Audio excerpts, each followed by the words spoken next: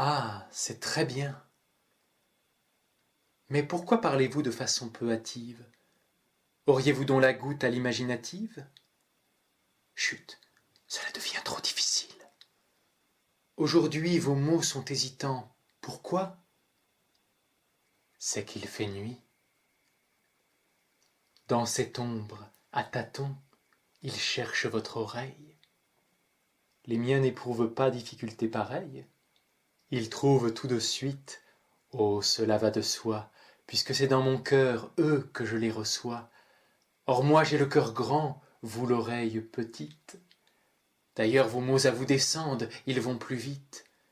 Les miens montent, madame, il leur faut plus de temps. Mais ils montent bien mieux depuis quelques instants. De cette gymnastique ils ont pris l'habitude. Je vous parle en effet d'une vraie altitude. Certes, et vous me tueriez si de cette hauteur vous me laissiez tomber un mot dur sur le cœur. Je descends. Non. Grimpez sur le banc alors, vite. Non. Comment? Non? Laissez un peu que l'on profite de cette occasion qui s'offre de pouvoir se parler doucement, sans se voir. Sans se voir? Mais oui, c'est adorable. On se devine à peine. Vous voyez la noirceur d'un long manteau qui traîne. J'aperçois la blancheur d'une robe d'été. Moi je ne suis qu'une ombre, et vous qu'une clarté. Vous ignorez pour moi ce que sont ces minutes. Si quelquefois je fus éloquent, vous le fûtes. Mon langage jamais jusqu'ici n'est sorti de mon vrai cœur. Pourquoi?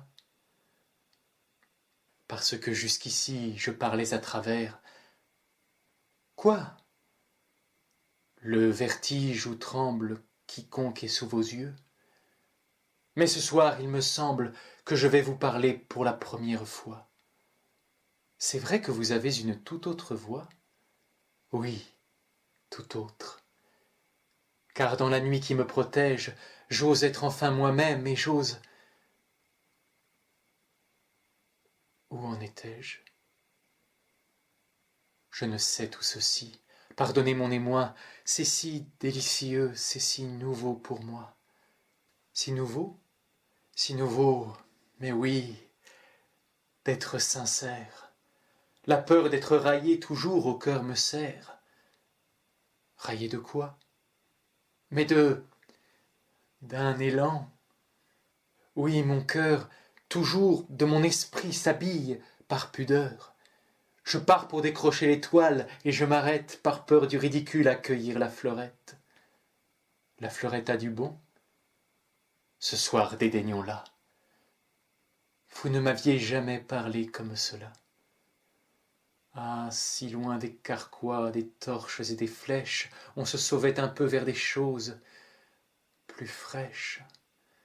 Au lieu de boire goutte à goutte en un mignon dé à coudre d'or fin l'eau fade du lignon, si l'on tentait de voir comment l'âme s'abreuve en buvant largement à même le grand fleuve.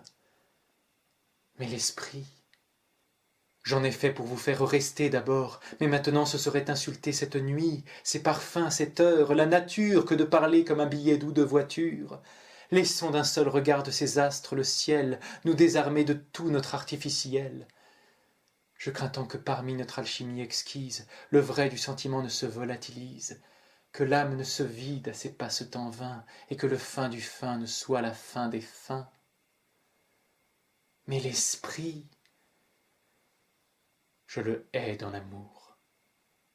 C'est un crime, lorsqu'on aime, de trop prolonger cette escrime.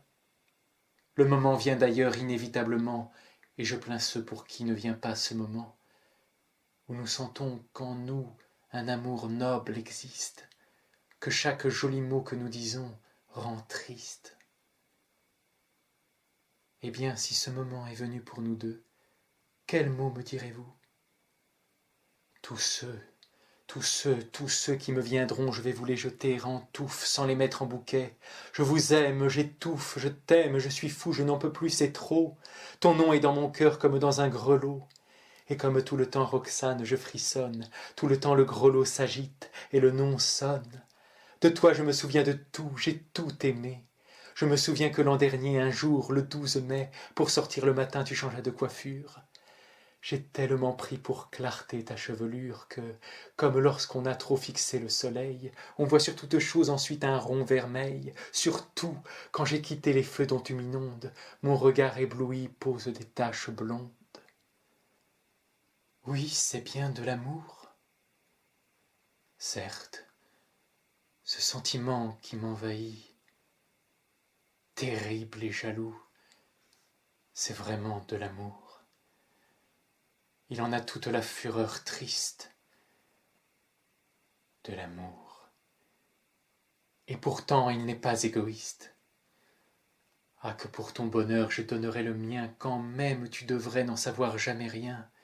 S'il se pouvait parfois que de loin j'entendisse rire un peu le bonheur né de mon sacrifice. Chaque regard de toi suscite une vertu nouvelle, une vaillance en moi. Commences-tu à comprendre à présent, voyons, te rends-tu compte? Sens-tu mon âme un peu dans cette ombre qui monte? Oh mais vraiment ce soir c'est trop beau, c'est trop doux. Je vous dis tout cela, vous m'écoutez, moi, vous, c'est trop. Dans mon espoir, même le moins modeste, je n'ai jamais espéré tant. Il ne me reste qu'à mourir maintenant. C'est à cause des mots que je dis qu'elle tremble entre les bleus rameaux. Car vous tremblez, comme une feuille entre les feuilles. Car tu trembles, car j'ai senti, que tu le veuilles ou non, le tremblement adoré de ta main descendre tout le long des branches du jasmin. Oui, je tremble et je pleure, et je t'aime, et suis tienne et tu m'as enivré. Alors que la mort vienne, cette ivresse, c'est moi qui l'ai su causer. Je ne demande plus qu'une chose, un baiser.